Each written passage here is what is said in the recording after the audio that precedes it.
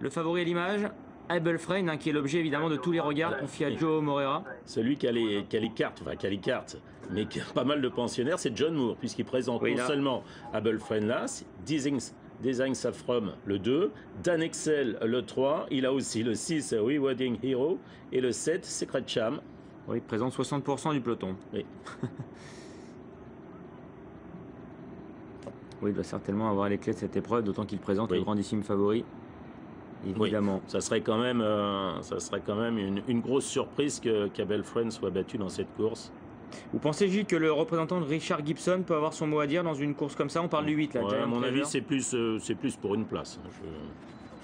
C'est plus pour une place. En revanche, le numéro 9, Packaging Pins, que l'on connaît peut-être un peu moins que d'autres. Mais lui, il est invaincu. Il n'est pas invaincu cette année, mais il reste sur 5 suites. Et c'est ça.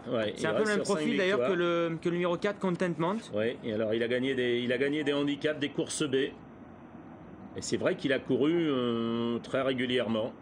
Je vous dis ça parce qu'on s'en méfie hein, à Châtine. Ouais. Le cheval est assez joué là-bas tout de même. Il n'est pas évidemment dans les 2 premiers favoris, mais bon, il y a quand même un peu d'argent. À noter que l'année dernière, lors de la grande réunion, il avait couru un handicap, une course C, et il avait terminé 2e de Giant Treasure, qui lui rendait 3 kilos. Il a certainement progressé depuis. Oui, on peut le penser, hein, c'est vrai, il aligne les petits bâtons. Allez, nous sommes tout proches, à présent du départ de ce Jockey Club Mile. Ici, Christophe Soumillon sur le 8 Giant Treasure.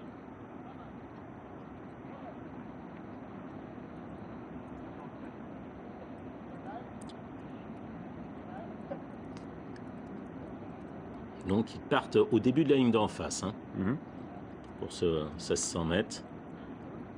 Ici le 2, Design From avec Caris Titan. Entraînement de John Moore, concurrent qui va sans doute aller ensuite sur la Hong Kong Cup. Si tout se passe bien. Le 9, c'est Packing Pins. Le 2 dans les stalles de départ. Contentment à le 4. Able Friend à le 6 dans les stalles de départ. Il est ici, Able Friend, avec ses ailleurs australiennes. La montre de Joao Moreira. Il est à 1,30. Voilà, une chose est sûre, il n'y aura pas de fausse course. Non. Ça, on en est persuadé. 1600 mètres, ça va aller très vite. On va avoir une course régulière.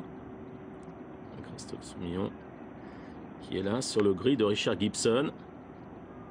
Ils seront associés, Richard Gibson et Christophe Soumillon, tout à l'heure dans le sprint avec Golfen, qui est un vrai bon cheval.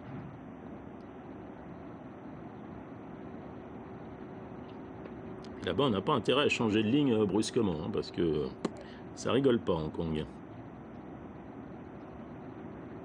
Le 6, Rewarding Hero. Ce sera le seul. Ah, vous voyez qu'on s'emploie. Regardez, quand un cheval fait des difficultés, là, ils sont combien autour? 8. C'est impressionnant. Ils n'ont pas la carrure de nos pousseurs. C'est pour ça qu'ils sont plus nombreux, du coup. En France, il en faut 2. Pas la carrure de Stéphane ou...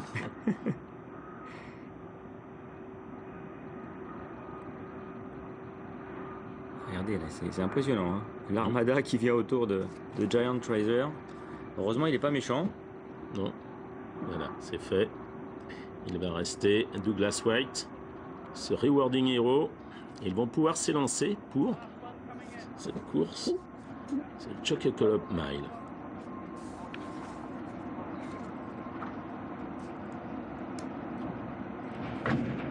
C'est parti pour cette 7e épreuve, le Jockey Club Mile, avec un excellent départ. À l'extérieur, pour le 7, c'est Secret Charm, avec également le 5, Jyoti Flame. En 3e position se trouve le 4, Contentment. À son intérieur vient le 3, c'est Dan Excel, avec un peu plus loin le 9, il s'agit de Packing Pins. Christophe Soumillon sur le gris, le 8, Giant Treasure est en 6e position, avec dans son sillage l'As Able Friend, le grand favori. À son extérieur se trouve également le 6, Rewarding Hero, et la dernière place pour l'instant pour le rang entrant le 2, Design of Rome.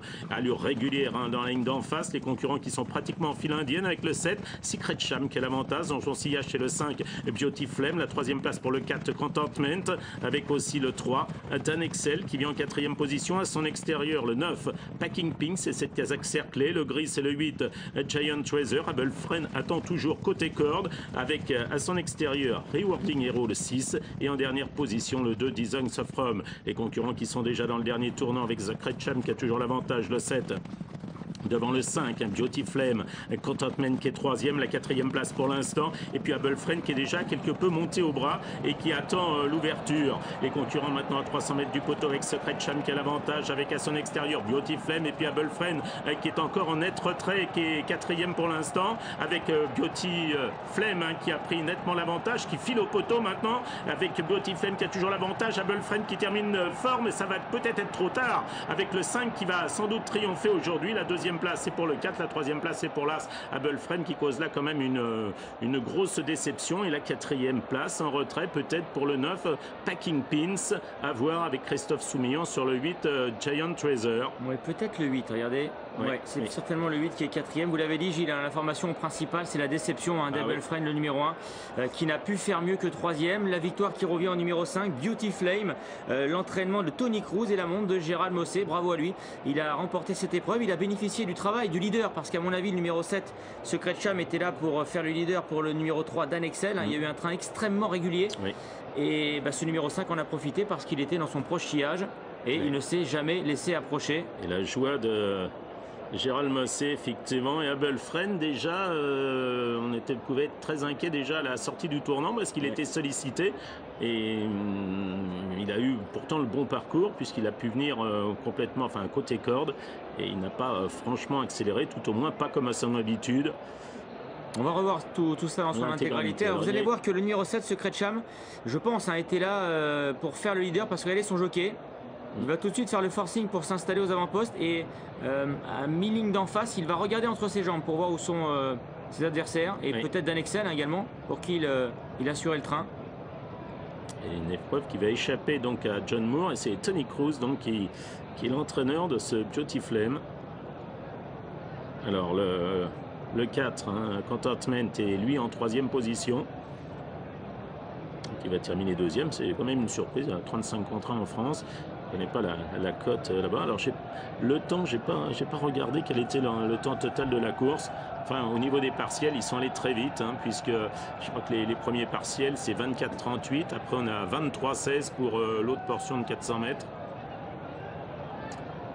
De 800 à 400, oui. Abelfren qui est en avant-dernière position pour l'instant, il a le bon parcours. D'ailleurs, il a eu un excellent parcours, Abelfren. Ça ne pouvait pas mieux se passer. Comme il y a eu beaucoup de rythme, on peut penser que de se retrouver à cet endroit-là, c'est pas forcément un. Mais Joao Moreira qui est dessus là à ce moment. Là, il est contraint d'aller à l'intérieur.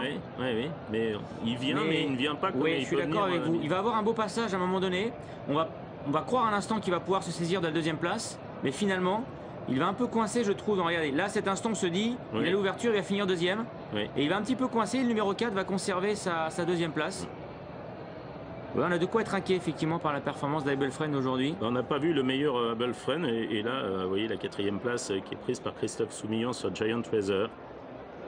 Écoutez, c'est vrai que c'est une surprise de voir ce numéro 5 Beauty Flame s'imposer. D'ailleurs, on a vu le visage de Gérald Mossé qui avait l'air impressionné au passage du poteau. Alors 37 contre 1 là, enfin 37 contre 1 là-bas. La place d'Abelfren c'est 1,05. Et puis regardez le couplet 67. Le trio Horde, il est tout simplement fait 340 contre 1. Le trio normal.